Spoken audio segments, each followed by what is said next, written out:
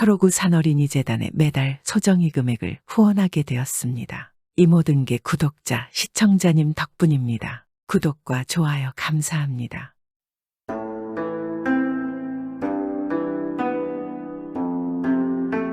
옛날 어느 마을에는 가난한 할아버지와 할머니가 살았습니다. 가진 것 없는 두 노인은 자신들이 돌봐줄 자식도 없었지만 늘 서로를 아끼고 잘 보살피며 살아가고 있었습니다. 그렇지만 할머니, 할아버지가 더 나이가 들면 생계가 어려울 지경이었습니다. 그래서 할아버지는 매일 일찍 산에 나가서 나무를 해서 장에 팔았지만 할아버지의 나이가 있어서 젊은 나무꾼에 비해서 반도 팔지 못했습니다. 할아버지는 할머니에게 말은 안 했지만 혹여나 할아버지가 아프면 당장 끼니도 못 먹을 것을 걱정했습니다. 지금은 천지신명이 도와서 그나마 나무를 패서 살 수 있는데 혹여나 내가 들어누우면 나는 괜찮지만 우리 알몸은 어떻게 하지? 자식이라도 있으면 그나마 나을 텐데. 할아버지는 그래도 마음씨가 워낙 착했기 때문에 집에 들어온 산짐승들에게 먹이를 주곤 했습니다. 어느 날 삐쩍 마른 쥐 한 마리가 집 앞에서 먹이를 찾는 듯 보였습니다. 할아버지는 많지 않는 쌀독에서 보리쌀 서너 개를 꺼내서 쥐에게 주었습니다. 쥐는 고맙다는 듯이 할아버지를 보며 맛있게 보리쌀을 먹었습니다. 아이고, 너도 참 딱하다. 우리 집 말고 부잣집에서 살았으면 먹을 것은 걱정 없을 터인데 어찌 이런 곳에 와서 고생을 하노? 이제 다른 집에 가서 살거라. 그러자 쥐는 할아버지의 말을 이해했다는 듯한 표정을 지으며 가버리는 것입니다. 그리고 어느 날 여느 때와 마찬가지로 할아버지가 나무를 하러 산으로 갔습니다. 그런데 저편에 큰 나무 뒤에서 어여차 어여차 하는 소리가 들려왔습니다. 희한하네, 아무도 없는 것 같은데 어디서 소리가 들려오는 것이야? 할아버지는 아무리 주변을 둘러보아도 누구 하나 지나가는 모습을 보지 못했습니다.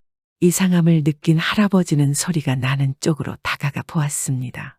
소리가 나는 곳에 다다르자 사람의 모습은 보이지 않고 주변을 두리번거려 보니 나무 아래에서 빼빼 마른 쥐와 살찐 쥐가 서로 맞붙어서 씨름을 하고 있는 것이었습니다. 두 마리의 쥐가 서로 밀고 당기며 어여차 어여차 하며 안간힘을 쓰는 소리였던 것입니다. 세상에, 이게 뭔 일이지?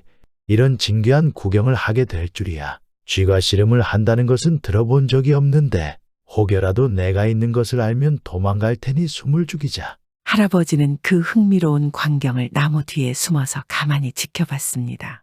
그런데 자세히 보니 빼빼 마른 쥐는 할아버지네 집 쥐고 살찌고 힘센 쥐는 부잣집 쥐였습니다. 부잣집 쥐는 잘 먹어서 등치가 좋고 아주 힘이 세기 때문에 할아버지네 마른 쥐를 번쩍 들어서 마구 내던졌습니다. 그래도 할아버지네 쥐는 쥐지 않고 몇 번이고 다시 일어나 이 부잣집 쥐에게 달려들었습니다. 할아버지는 자기네 쥐가 무척 불쌍해서 나무도 하지 않고 곧장 집으로 달려왔습니다. 그리고 할머니에게 자신이 본 일에 대해 말하였습니다. 할멈, 내가 지금 산에서 뭔 일을 보고 온 줄 아시오? 우리 집 쥐가 저 부잣집 쥐하고 씨름을 하는데 글쎄 우리 쥐가 너무 말라서 자꾸만 지는 것이 아니겠소. 네, 그래서 너무 딱한 생각이 들었지 뭡니까? 아무래도 찰떡이라도 해서 우리 쥐를 먹였으면 싶어서 내 급히 돌아온 거예요. 아이고, 그게 무슨 말씀이세요? 쥐들이 씨름을 하고 있다고요. 영감이 나한테 농할 일은 없을 것이고, 그런데 부잣집 쥐랑 우리 쥐랑 붙어서 힘을 못 쓴다고요. 그럼 지면 안 되지. 이러고 있을 것이 아니라 지금 당장 떡을 만들어서 우리 쥐에게 먹여줘야겠네요. 할머니도 맞장구를 치며 서둘러 찰떡을 만들 준비를 하였습니다. 그리하여 두 노인은 찰떡을 만들기 시작했습니다. 덩덕쿵 덩덕쿵 방아 찢는 소리가 나자 이내 먹음직스러운 찰떡이 완성되었습니다. 할아버지는 쥐가 먹기 좋도록 작고 동그랗게 떡을 빚어서 찬장의 맨 뒤쪽에 쥐가 잘 드나드는 곳에 놓아두었습니다. 자, 여기 놓아둘 테니 이 찰떡을 먹고 내일은 꼭 씨름해서 이기려무나. 할아버지는 마치 거기에 쥐가 있는 것처럼 상냥하게 중얼거렸습니다. 날이 밝자 할아버지는 다시 산으로 나무를 하러 갔습니다. 어제와 같은 자리에 가보니 역시 나무 뒤에서 어여차 어여차 하는 소리가 들려왔습니다. 그 소리를 따라가 보니 어제 그 두 마리 쥐가 한참 맞붙어서 씨름을 하는 중이었습니다. 할아버지는 어제와 마찬가지로 나무 뒤에 몸을 숨기고 쥐들의 씨름을 지켜보았습니다. 찰떡을 잘 먹어서 그런가 할아버지네 집쥐는 하룻밤 사이에 놀랄 정도로 힘이 세어져서 어제처럼 당하고만 있지 않았습니다. 그러나 원래 힘이 세던 부잣집 쥐였기에 두 쥐는 서로 밀고 당기며 안간힘을 써댔고 좀처럼 승부가 나지 않았습니다. 결국 승부를 내지 못하고 끝을 맺은 두 쥐는 좌우로 갈라섰습니다. 기진맥진해진 부잣집 쥐가 할아버지네 집 쥐에게 물었습니다. 아니, 넌 무엇을 했길래 하룻밤 사이에 그렇게 힘이 세진 거야? 그러자 할아버지의 집 쥐가 대답했습니다. 실은 난 어젯밤에 맛있는 찰떡을 무척 많이 먹었거든. 그래서 힘이 세진 것 같아. 그 말을 들은 부잣집 쥐는 그 찰떡이 너무나도 먹고 싶어졌습니다. 너네 집에 가서 그 떡을 좀 먹을 수 있겠니? 그래, 그렇지만 우리 집 할아버지 할머니는 무척 가난하셔. 그래서 떡을 더 많이 만들기는 어려우실 거야. 하지만 네가 귀한 것을 많이 가져온다면 떡을 줄 순 있어. 할아버지의 집 쥐의 말에 부잣집 쥐는 흔쾌히 승낙했습니다. 좋아, 귀한 재물이라면 우리 집에 잔뜩 있지. 우리 주인이 남한테 빼앗은 것들이 한가득해. 내가 그것을 갖고 갈 테니까 내 몫의 떡까지 부탁할게. 뭐야, 신기하게 쥐들도 사람들처럼 말을 하잖아. 그런데 뭐라고 보물을 가져온다고 아이고 웃겨라. 웃음소리가 나면 안 되니까 참아야지. 들켰다가는 쥐들이 도망갈 거야. 할아버지는 쥐들의 대화가 어찌나 우스운지 웃음이 터지려는 것을 꾹 참고 집으로 돌아왔습니다. 그리고 곧장 할머니에게 자신이 들었던 이야기를 들려주었습니다. 그러자 할머니도 몹시 신기하고 재밌어 했습니다. 세상에 그게 정말입니까? 아이고 신기해라. 신기해. 떡값이랍시고 보물을 가져오면 정말로 웃기겠네요. 둘은 배꼽을 잡고 한바탕 웃었습니다. 그래서 두 노인은 그날 밤에도 쥐들을 위해 떡을 빚었습니다. 이번에는 2마리분의 찰떡을 만들어 찬장 구석에 놓아두었습니다. 그리고 그 곁에는 씨름을 할 때 사용할 작은 빨간 삿바 2개도 함께 만들어 놓아두었습니다. 쥐들이 씨름을 할 때 딱 맞게 찰 수 있을 만한 가늘고 짧은 삿바였습니다. 얼마 뒤 부잣집 쥐는 약속대로 많은 귀한 반지를 몇 개를 짊어지고 할아버지네 왔습니다. 자여기 귀한 것을 갖고 왔다. 너는 찰떡 준비했니? 당연하지. 우선 이 보물을 옮기자. 할머니, 할아버지가 오시기 전에 서두르자. 할아버지네 쥐는 부잣집 쥐가 짊어지고 온 그 반지를 차례차례 날랐습니다. 반지를 다 나른 후에 할아버지네 쥐는 이 부잣집 쥐를 데리고 찬장 속으로 들어왔습니다.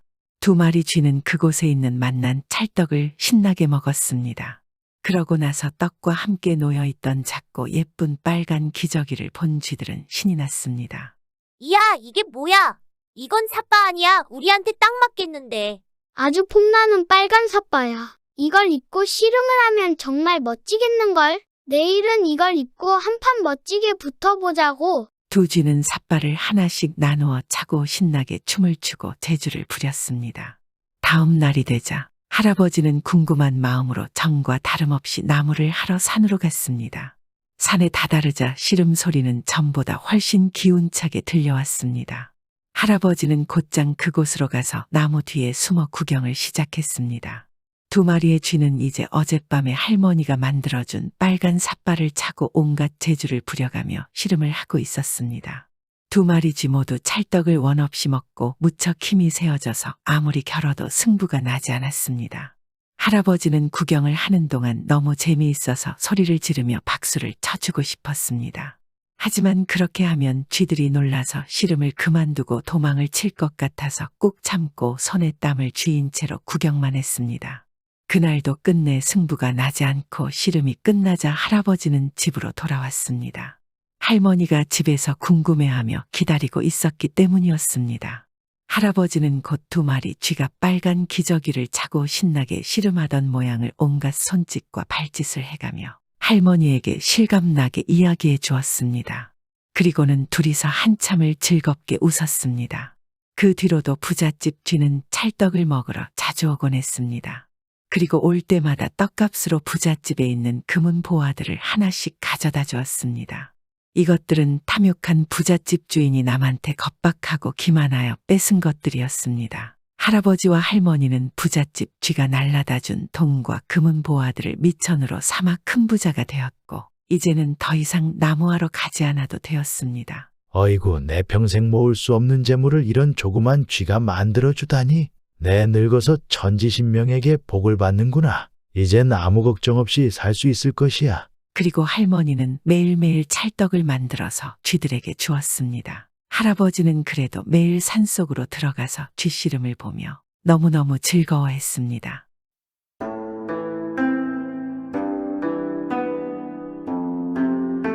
옛날 옛적 어느 마을에 한 철분 선비가 살았습니다. 이 선비는 집안에 돌쇠라는 하인을 둘 정도로 남 부럽지 않는 재력을 가지고 있었습니다. 하지만 이상하게도 모든 사람에게는 꼭 한 가지의 고민은 있지 않겠습니까? 이 선비도 한 가지 큰 고민을 가지고 있었습니다. 그 고민은 바로 울퉁불퉁한 감자를 닮은 자신의 외모였습니다. 이 외모로 인하여 항상 선비가 지나갈 때마다 저 얼굴 좀 봐. 저 얼굴을 들고 어떻게 다니지? 누가 시집이나 오겠어? 돈이 많으면 뭐해? 참 불쌍하게 됐구만 하며 동네 사람들은 수군거리기 시작하였습니다. 이 말을 매번 듣는 선비는 얼마나 화가 나지 않겠습니까?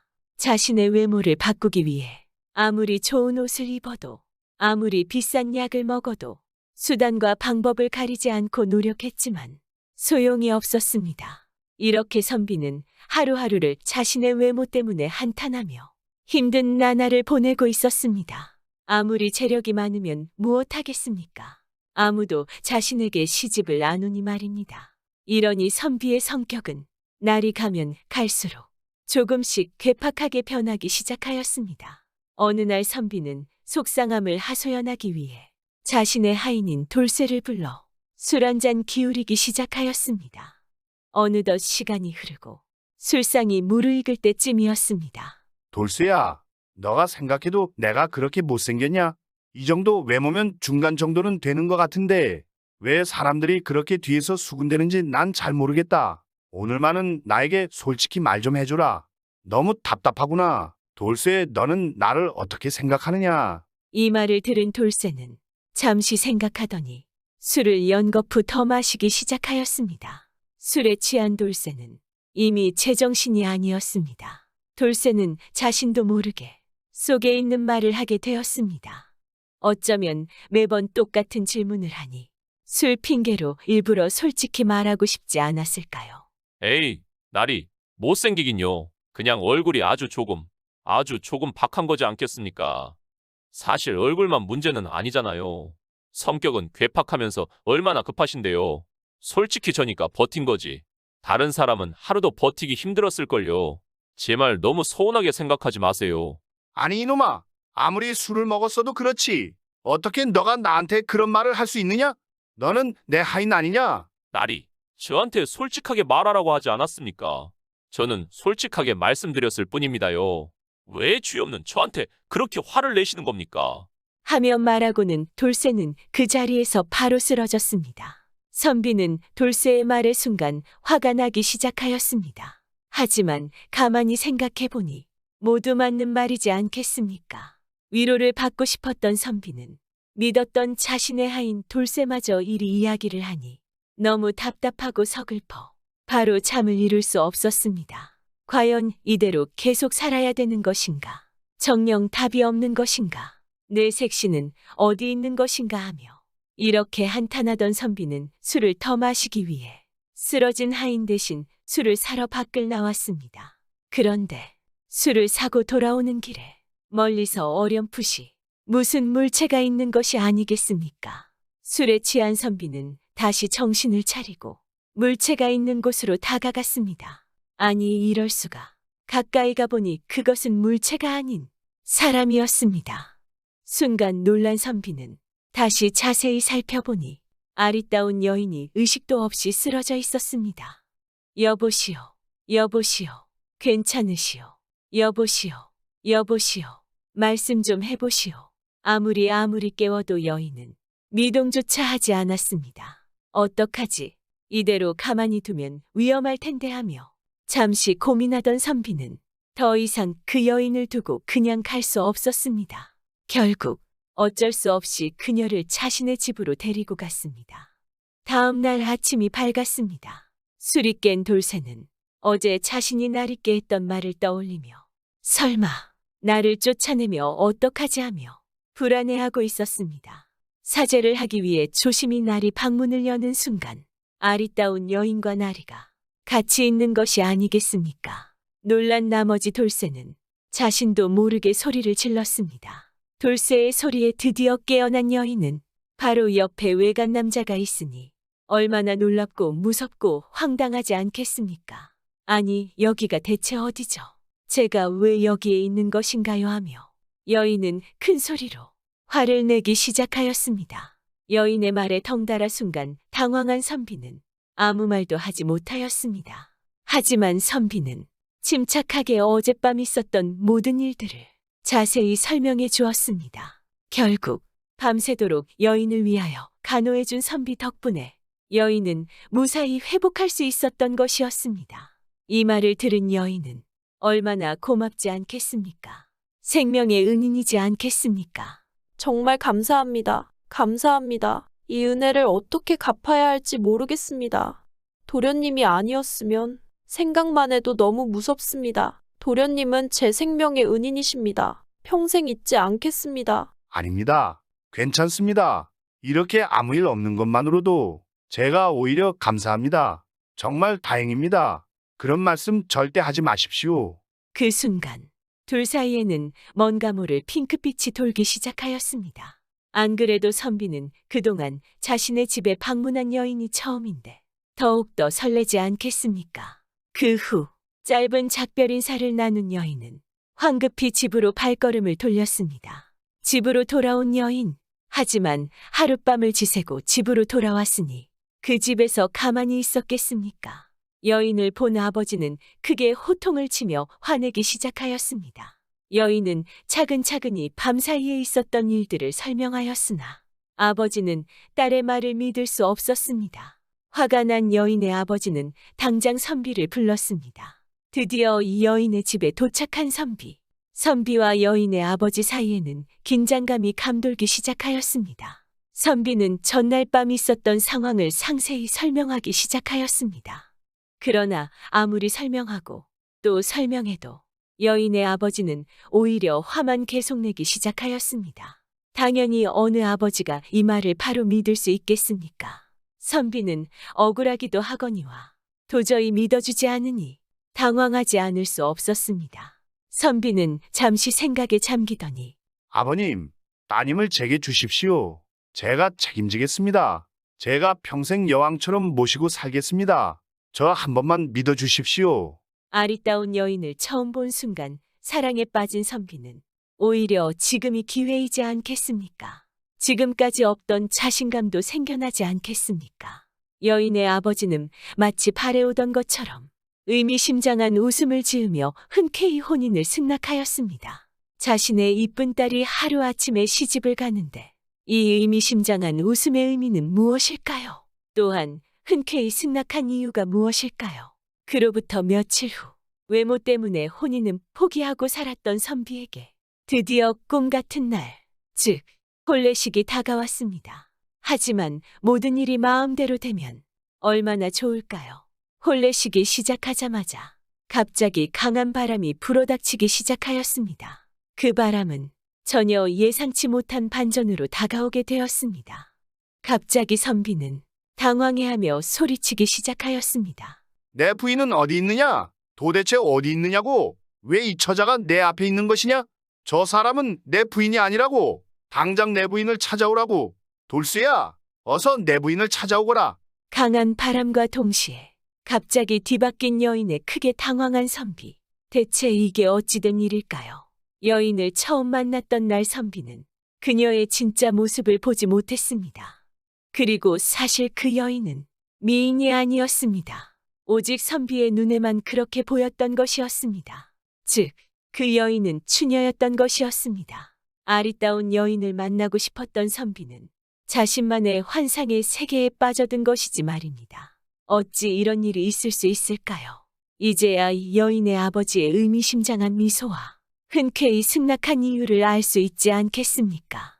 여인의 아버지는 딸의 못생긴 외모 때문에 혼인을 못하고 있어 전전긍긍하고 있던 찰나에 떡하니 선비가 찾아온 것이었습니다. 결국 선비는 계획에도 없던 추녀 꽃분이를 아내로 맞이하게 되었습니다. 아름다운 신혼 생활을 꿈꿔왔던 선비는 자신의 꿈과는 전혀 다른 결혼 생활을 시작할 수밖에 없었습니다. 또한 이 추남 추녀가 결혼하게 됐으니 주변 사람들은 더욱더 이 두 명을 향해 수군거리기 시작하였습니다. 이 결혼 생활이 과연 순조롭게 진행될 수 있을까요? 아내를 향한 마음이 차갑게 식어버린 선비는 하루하루 차갑게 대할 수밖에 없었습니다. 심지어는 밥도 따로 먹고 잠도 따로 자며 눈길조차 주지 않았습니다. 이게 어찌 부부라고 할 수 있겠습니까? 그로 인하여 꽃분이는 마음에 큰 상처를 받게 되었습니다.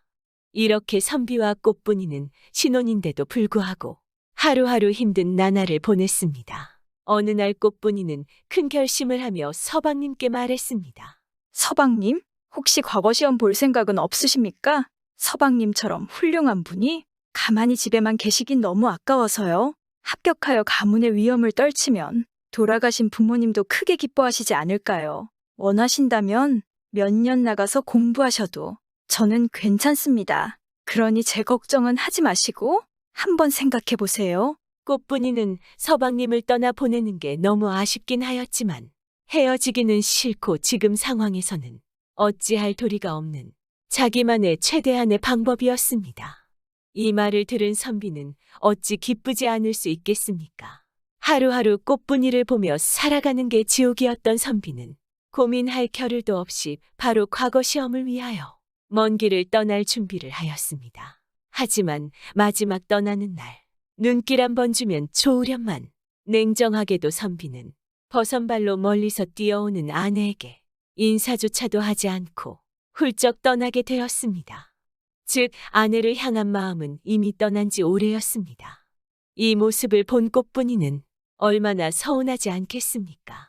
하지만 꽃분이는 서운함을 뒤로하고 매일매일 아침마다 남편을 위하여 기도하였습니다. 우리 서방님, 무사히 과거 시험 치를 수 있도록 꼭 도와주세요. 좋은 서방님께 이문난 여인을 주셨지 않았습니까? 저는 그것만으로도 너무 감사할 따름입니다. 제발 이 시험만 붙게 해주신다면 저는 더 이상 바랄 게 없습니다. 제발 도와주세요. 꽃분이는 자신을 냉정하게 대하는 서방님에게 불만은커녕 오직 이 모든 것이 자신의 탓으로 생각하며 남편이 과거 시험에 붙기만을 기다리고 있었습니다. 아니, 세상에 꽃분이처럼 이렇게 착한 아내가 또 어디 있겠습니까? 선비는 왜 이런 꽃분이의 마음을 몰라줄까요? 선비는 그래도 사람인지라 끝까지 자신만을 챙겼던 아내의 모습이 마음에 남았지만 다시 마음을 다지며 오직 공부에만 매진하였습니다. 어느덧 2년이란 세월이 지났습니다. 드디어 과거 시험 결과가 나오는 날, 선비는 설레임 반 걱정 반을 안고 결과 발표를 기다리고 있었습니다. 신받다. 합격이야. 내가 드디어 시험에 합격했어. 정말 감사합니다. 나에게 이런 일이 오다니 정말 믿어지지 않는구만. 2년 동안 고생한 보람이 있구만. 경사났네. 경사났어. 선비는 그동안 고생한 기억이 머리에 스쳐 지나가며 하염없이 눈물을 흘리기 시작하였습니다. 하지만 기쁨도 잠시 이상하게 급제자 명단이 갑자기 수정사항이 생기더니 선비의 이름이 사라진 것이었습니다. 왜 갑자기 급제자 명단에 선비의 이름이 사라진 것일까요? 무슨 문제가 생긴 것일까요? 임금을 가까이에서 모시는 사람은 품이 있고 고상해야 된다는 생각을 한 영의정은 선비의 외모를 본 후 합격자 명단에서 급히 제외를 시킨 것이었습니다. 어찌 세상에 이런 일이 있을 수 있는 것일까요? 결국 선비가 제출한 답은 아무 문제가 없었으나 그의 못생긴 외모 때문에 합격에서 불합격으로 바뀌게 된 것이었습니다. 그 외모로 인하여 2년간 노력은 한순간에 물거품이 되고 말았습니다. 선비는 얼마나 허탈하고 비통하지 않겠습니까? 지금까지 못생긴 외모로 힘든 나날을 보내왔는데 또 이 외모 때문에 과거 시험마저 떨어지니 말입니다. 그 자리에서 털썩 주저앉는 선비는 한동안 일어나지 못했습니다. 이렇게 허탈감을 안고 선비는 꽃분이가 있는 자신의 집으로 2년 만에 돌아왔습니다. 그날도 꽃분이는 평소와 똑같이 서방님을 위하여 기도하고 있었습니다. 아무 일도 모르는 꽃분이는 서방님을 보자마자 버선발로 뛰어나와 한바구음을 지으며 서방님, 서방님 보고 싶었습니다 하며 진심으로 반겼습니다. 하지만 선비는 자신을 위해 기도해준 아내 꽃분이의 마음을 모른 채 되려 화를 내며 말했습니다. 당신이 과거 시험 준비만 하라고 하지 않았어도 내가 2년 동안 고생도 안 했고 이 더러운 수모를 겪지 않았을 것 아니오? 모든 게 다 당신 때문이오. 내가 당신과 혼인한 자체가 실수였소.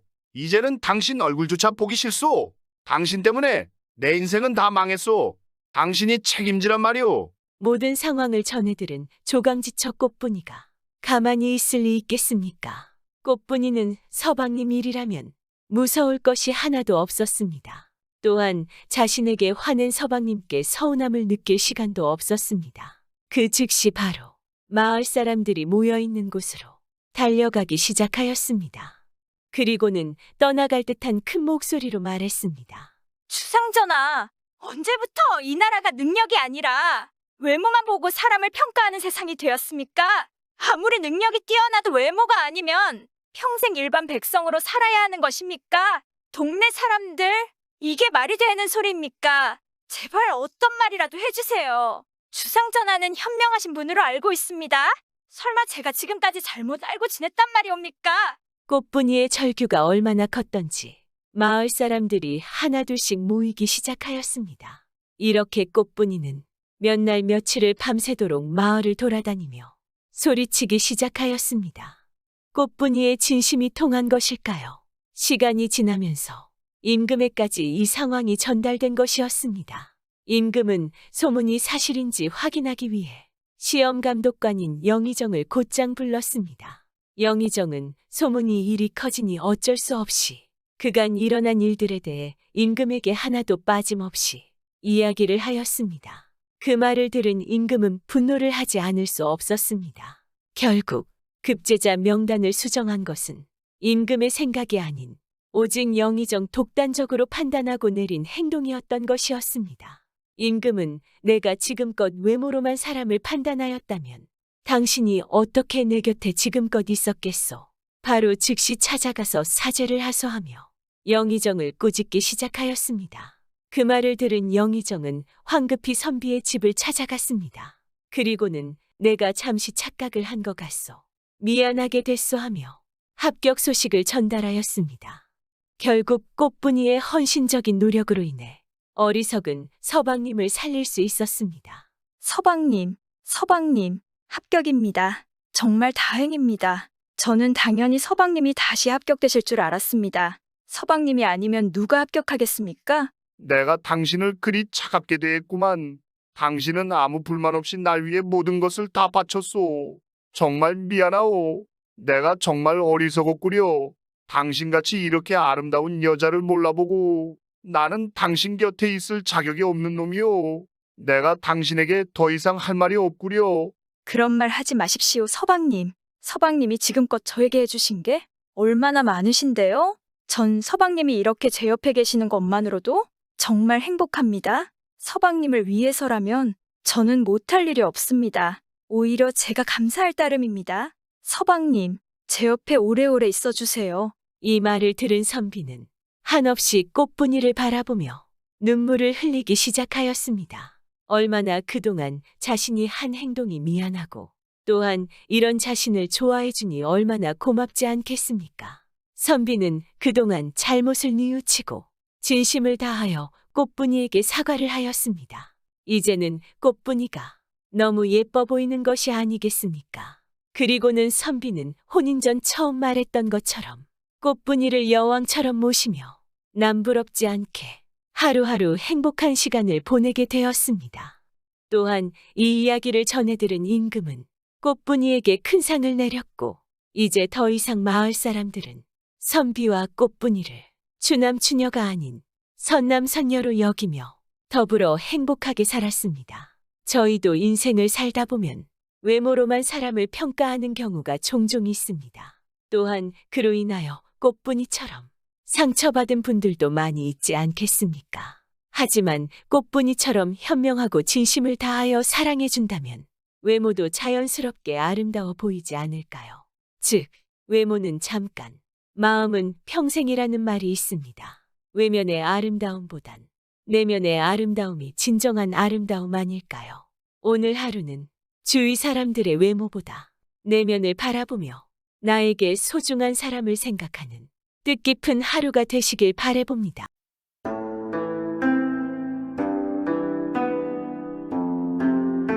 이번 이야기는 두 남녀의 슬픈 사랑 이야기입니다. 오늘도 재미있게 봐주세요. 옛날 어느 섬마을에는 물고기를 잡으면서 살아가는 개똥이라는 총각이 있었습니다. 이 개똥이는 어릴 적에 부모님도 다 돌아가시고 홀로 쓸쓸하게 지내고 있었습니다. 개똥이의 부모님도 살아생전 남겨준 재산도 없었고 그 역시 고기잡이를 통해 근근히 먹고 사는 가난한 형편이었는데 늘 배를 빌려서 고기잡이를 다녀오곤 하였습니다. 나도 내 배가 있어서 더 이상 배 빌리는 돈 걱정 없이 살았으면 좋겠구나. 그래서 집도 사고 색시도 얻고 살아야 할 텐데. 개똥이는 그렇게 먹는 것도 최소한으로 줄이고 악착같이 뱃일을 하며 자신의 배를 한 척 장만하려고 밤낮 죽게 살기로 일했습니다. 그렇게 개똥이가 매일같이 열심히 일만 하며 지내던 어느 날, 그날도 개똥이는 어김없이 뱃일을 하고 집에 돌아오는 길이었습니다. 그런데 그날따라 날씨가 좋지 않았는데 갑자기 풍랑이 무척 심해졌습니다. 배가 뱃길을 따라서 육지에 도착하기 전에 개똥이가 탄 배는 심한 파도에 휩쓸렸고 배가 바위에 여기저기 부딪혀서 많이 부서지게 되었습니다. 아이고, 이럴 수가. 이를 어째. 이거 큰일이구만. 내 배도 아닌데 이걸 어떻게 하지. 너무 많이 망가졌네. 큰일이야. 개똥이는 간신히 육지에 이르러서 잔뜩 부서진 배를 보고는 몹시 걱정하였습니다. 역시나 아니나 다를까. 이 배 주인은 개똥이를 몹시 꾸짖었습니다. 아이고 개똥아, 내 배를 이렇게 망가뜨려 놓으면 어찌하느냐. 에이, 날씨가 심상치 않으면 고기잡이 그만하고 빨리 돌아왔어야지. 아이고, 죽을 죄를 지었습니다. 영감님, 정말 잘못했습니다. 개똥이는 배 수리비를 치르기 위해 잡아온 고기를 몽땅 배 주인에게 내주고 그것도 모자라서 배 주인의 집에 가서 허드렛 일까지 하게 되었습니다.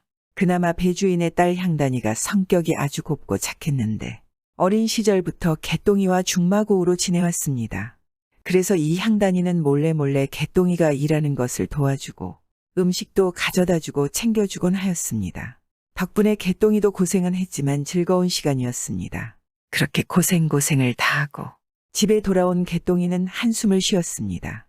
나는 왜 하는 일마다 이렇게 안 되는 거야. 이러다 언제 내 배를 얻는 거야. 내일부터는 더욱 많이 물고기 잡아야겠다. 그렇게 개똥이는 피곤한 몸을 누이고 잠이 들었습니다.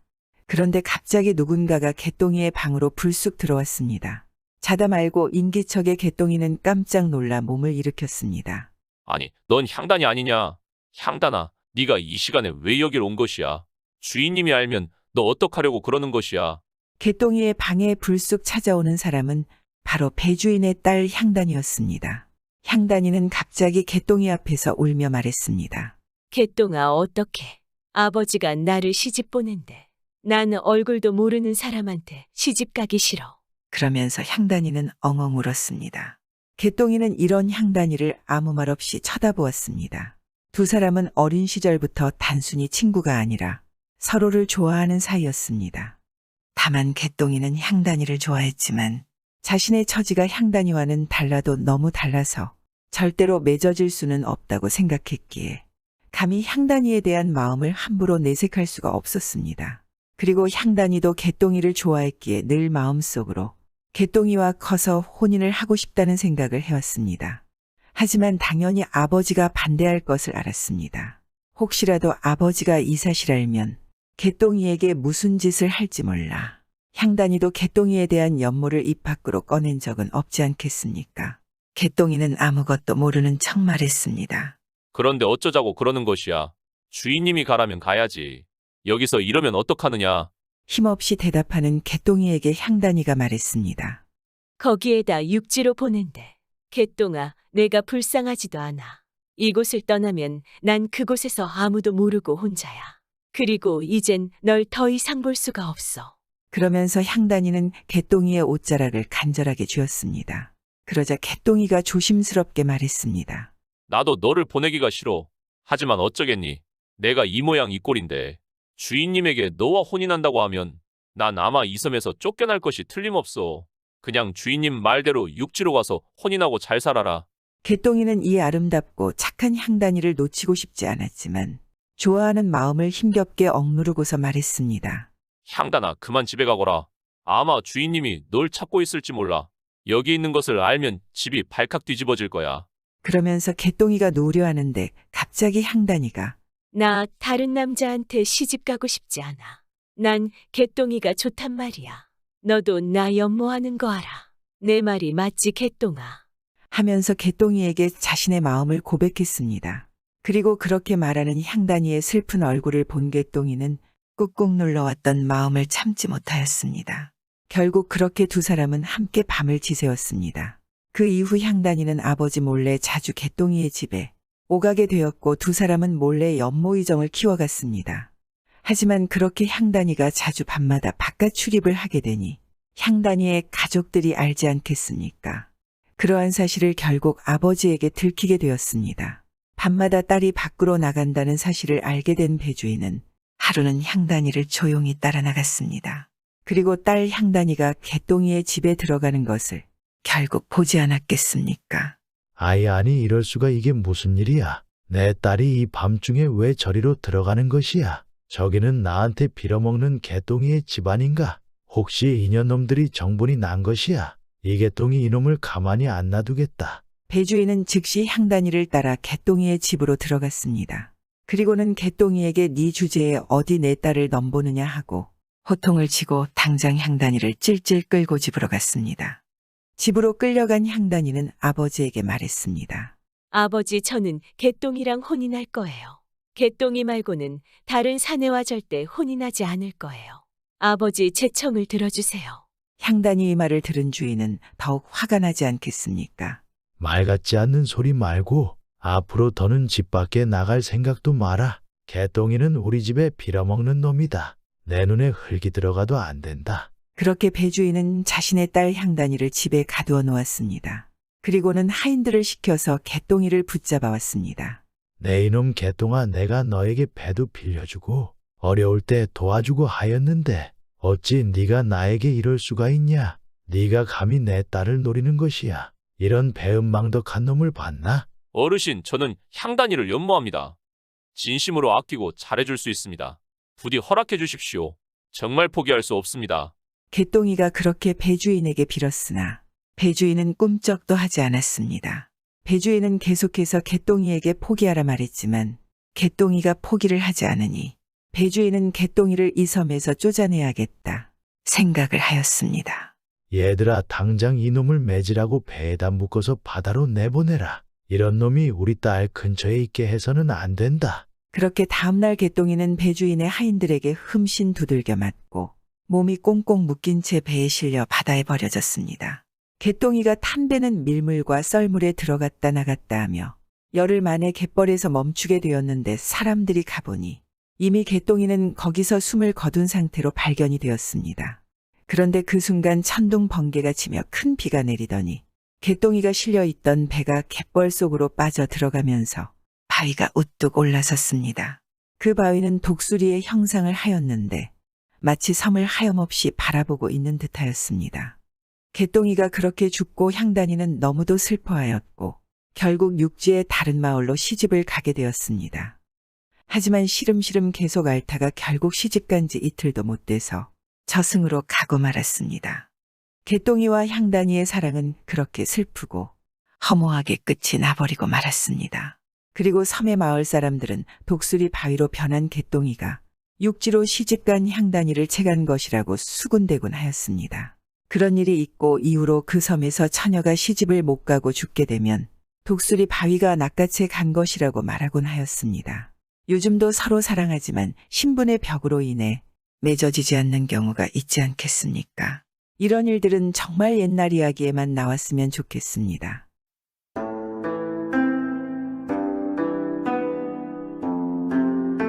이번 이야기는 조선시대 때 아녀자의 금기를 어기고 사람을 살린 여인의 이야기입니다. 오늘도 재미있게 봐주세요. 옛날 영조 때 암행어사로 유명한 박문수가 어느 해 풍산 지방에 들어갔다가 죽을 고비를 넘긴 일이 있었습니다. 이 풍산 지방은 산이 아주 많고 또 산에는 험한 골짜기가 아주 많았습니다. 그곳에는 산나물이 많이 나서 산채나 약재를 구하는 사람들이 수없이 드나드는 곳이었습니다. 하지만 산이 너무나 험하고 고개도 높아서 한번 그곳을 넘어본 사람들은 다시 넘지는 않은 산이기도 하였습니다. 그런데 어사 박문수는 민심을 살피기 위해 산을 오르게 되었고 어느 고개에서 결국 기력이 다 떨어지고 배고픔에 지쳐 쓰러지고 말았습니다. 그리고 곧 아사 직전의 상황에 이르게 되었습니다. 이러다가 내가 죽겠구나. 내가 나란 일을 더 못하고 여기서 아사로 죽을 줄이야. 박문수는 어떻게든 정신을 차리고 고개를 끝까지 넘어보려 하였으나 더 이상 발걸음이 떨어지지 않았습니다. 마실 물도 없고 먹을 음식도 없었습니다. 그렇게 더 이상 발걸음이 떨어지지 않고 그대로 바닥에 쓰러져 누워버렸습니다. 그 상태로 박문수는 이틀 동안 발도 움직이지 못하고 물도 마시지 못하고 있었으나 그 산에 나무를 캐려고 지나가는 안악들은 모두 그런 박문수를 힐끔힐끔 쳐다보고만 갈 뿐 누구 하나 와서 돕거나 묻는 사람이 없었습니다. 그것이 워낙 그의 행색이 초라하고 딱 거린의 꼴이었기 때문이었습니다. 세상에 저기 웬 거지가 누워있지 않은가. 안 움직이는데 죽은 거 아니야. 얼굴을 보아하니 살아있어도 더 살기는 틀렸는걸.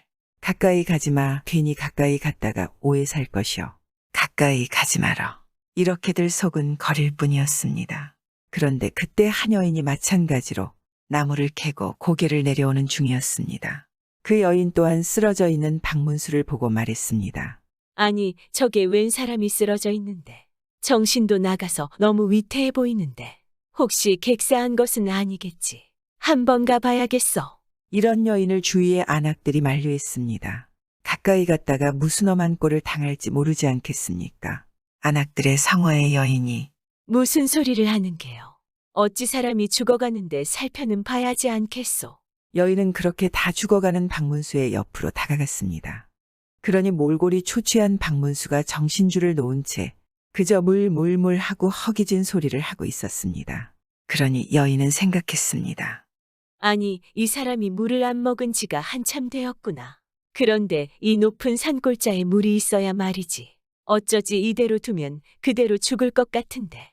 아무래도 안 되겠다. 그래, 사람 목숨이 우선이지. 그 여인은 망설이고 있다가 하는 수 없이 자신의 저지라도 박문수에게 물렸습니다. 이미 정신줄을 놓고 베는 것이 없었던 박문수는 입에 물과 같은 것이 흘러들어오니 단숨에 여인이 젖을 먹어버렸습니다. 박문수는 한참을 그러고 나서야 가까스로 정신이 돌아왔고 상황을 파악하고는 황급히 자세를 고치고 여인의 앞에 앉아 말했습니다. 아이고 참으로 고맙소. 덕분에 내 목숨을 건졌습니다. 그러니 여인은 박문수에게 물었습니다. 어찌하여 이 산중에 혼자 이렇게 누워 계십니까? 무슨 연유가 있습니까? 그러니 박문수는 자신의 상황을 다 설명할 수는 없으니 잠시 고민하다 일이 그냥 그렇게 되었습니다. 하고 말했습니다. 자신이 암행어사라 말할 수 없지 않겠습니까? 그러니 여인은 더 이상 묻지 않고 박문수를 부축하면서 천천히 일으켜 세웠습니다. 자, 어서 일어나서 내려가십시다. 여기에 더 이상 있으면 안 되겠습니다.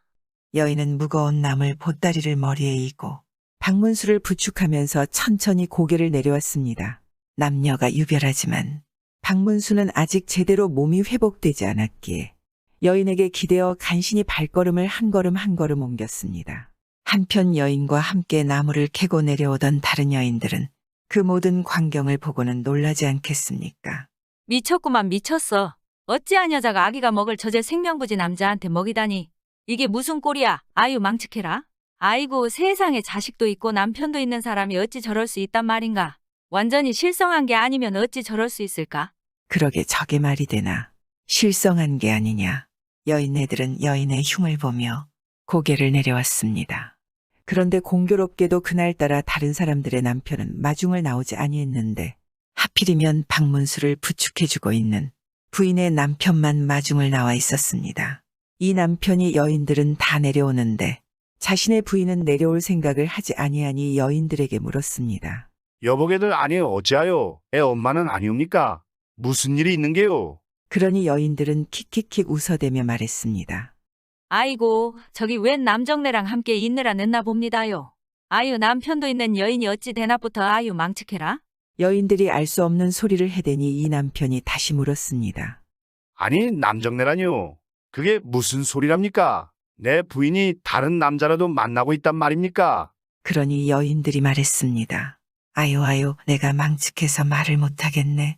저기 올라가서 한번 보세요.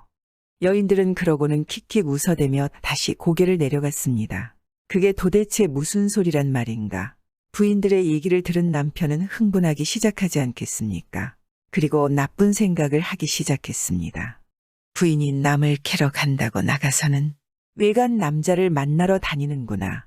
남자는 씩씩거리며 분을 참지 못하고 곧장 고개를 따라 올라갔습니다. 그러니 멀리서 웬 남자와 함께 찰싹 붙어서 내려오고 있는 부인이 보였습니다.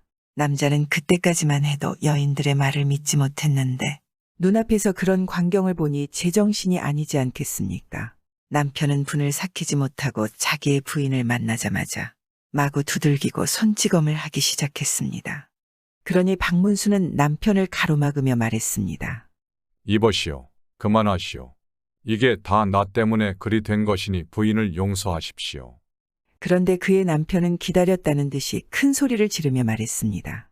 너 이놈의 자식, 남의 여인을 희롱하고도 뭐라 하느냐? 엄연히 자식도 있고 남편도 있는 여인을 데리고 대낮부터 이게 뭐하는 짓이냔 말이다. 남편은 부인 앞을 가로막는 박문수를 마구 때리기 시작하였습니다. 박문수는 졸지에 그대로 얻어맞아서 코가 깨지고 입에서 피가 나도록 얻어맞았습니다. 박문수가 뭐라 설명을 하려 해도 남편은 눈이 돌아가서 들을 생각도 말할 기회도 주지 않고 이 박문수를 마구잡이로 때렸습니다. 그러다가 보니 박문수가 바닥에 뒹굴게 되었고 마침 허리춤에 찼던 마패가 떨어져 바닥에 떨어졌습니다. 그리고 주변에서 이 광경을 지켜보던 아낙네들이 그것을 보고는 깜짝 놀라며 말했습니다. 저건 암행어사가 들고 다닌다는 마패 아닌가? 아이고, 세상에 저분이 암행어사야? 여인들이 깜짝 놀라서 그렇게 외쳐댔습니다. 암행어사라고 하면 이고을의 왕이나 다름없는 수령들조차 쩔쩔매는 그런 존재가 아니겠습니까? 그러니 이 얼마나 어처구니 없는 일이 벌어지고 있는 것입니까? 그런 지체 높은 양반을 시골 촌부가 실컷 두들겨 패고 있으니 참으로 황당하고 또 황당할 노릇이었습니다. 상황을 파악한 아낙네들이 남편에게 다 같이 달려들어서 남편을 박문수에게서 떼어놓았습니다. 그때서야 남편은 땅에 떨어져 있는 마패를 발견하고는 깜짝 놀라하며 그대로 무릎을 꿇고 빌기 시작했습니다. 이럴 수가 암행어사 날이. 아이고야, 제가 몰라 배웠습니다. 잘못했습니다. 이 상것이 어사나리를 몰라보고 죽을 죄를 졌습니다. 부디 용서하여 주십시오. 그러니 박문수는 간신히 자리에서 일어나 옷을 털고 마패를 주워 품에 넣으며 말했습니다. 허참 사람 때리는 죄를 짓는 것은 무섭지 않고 오직 마패만 무서운 괴로구나. 그렇게 말한 박문수는 가만히 서서 남편을 바라보았습니다. 그리고는 말했습니다. 이보시오. 만일 내가 당신의 아내의 도움이 없었다면 나는 고개 위에서 그대로 죽었을런지 모른다. 물론 당신이 오해를 할 수도 있는 상황이란 것은 내 이해가 간다. 하지만 그걸 감안하더라도 당신의 행패는 너무 무자비했다. 아내와 거린을 이렇게 학대한다면 어떻게 여인네들이 자비스러운 마음으로 중생을 살필 수 있을 것이며 거지가 밥 한 숟갈 얻어먹고 살겠느냐? 내가 한 행위로 보아서는 내 마땅히 당장 벌을 주어야 마땅하지만 내가 지금 당신 아내의 은혜 때문에 살아났으니 그것을 생각해서 오늘은 일단 물러갈 것이다. 조만간 내가 고민해 본 뒤에 부를 것이니 집에 가서 기다리고 있거라.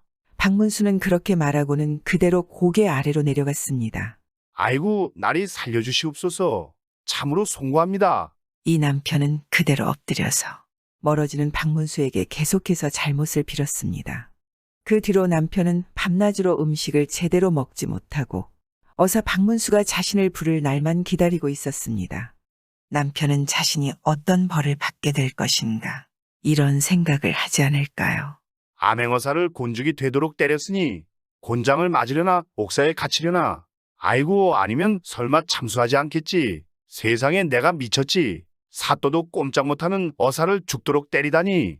그렇게 걱정하던 남편에게 과연 10여일 후 포졸들이 찾아왔습니다. 그렇게 포졸들과 함께 남편이 관아에 가게 되었습니다. 남편은 덜덜 떨며 관아에서 박문수를 보았습니다. 그곳 수령과 함께 나란히 앉아있던 박문수는 남편의 생각과 달리 남편을 반갑게 맞아주며 말했습니다. 어서 오시오. 내 자네를 기다리고 있었다네. 얼굴 안색을 보니 그동안 걱정했겠구려. 나는 당신에게 당한 지난 일을 잊을 것이오. 다만 그로 인해 당신이 아내를 더 안 좋게 대하게 될까? 그것이 걱정이오. 부디 훌륭한 아내를 아껴주시오. 아내를 공대하여 주시오. 당신의 아내는 그날 고개에 있던 어떤 사람들보다도 자비롭고 덕 있는 여인이었소. 그런 훌륭한 부인을 만난 것에 그대는 기쁘게 생각해야 할 것이오. 나 또한 부인의 은혜를 보답하고자 이 마을에 논 50마지기를 사서 그대에게 하사하오니 가난한 살림에 보태어 쓰시오. 하고 박문수는 남편에게 땅 문서를 내주었습니다. 그러니 남편은 놀라하며 말했습니다. 아이고 세상에 감개무량합니다. 어사날이 이미 천한 것이 생각이 짧았습니다. 앞으로 제 부인을 더욱 아끼고 공대하며 잘 살아가겠습니다. 명심하겠습니다. 그렇게 남편은 죄를 받을 줄 알았는데 도리어 부인 덕에 땅 문서를 얻게 되었습니다. 너무나 기뻐하며 집으로 돌아왔습니다. 그리고 이후로는 부인을 공경하고 아끼며 잘 살았다고 합니다. 한편 이렇게 어사 박문수가 고개에서 죽을 뻔하였기에 그 풍산 고개를 마패를 가진 사람들이 가서는 안 될 곳이라는 뜻인 금패령이라 하고 준비 없이는 아예 산을 넘지 말 것을 경고하였다고 합니다. 사람을 살리기 위해 자신의 모든 것을 내어준 여인 이야기이지 않겠습니까? 요즘도 이렇게 사람을 살리려고 최선을 다하는 사람들이 있지 않겠습니까? 자신의 수치스러움을 마다하고 말입니다. 구독은 공짜입니다.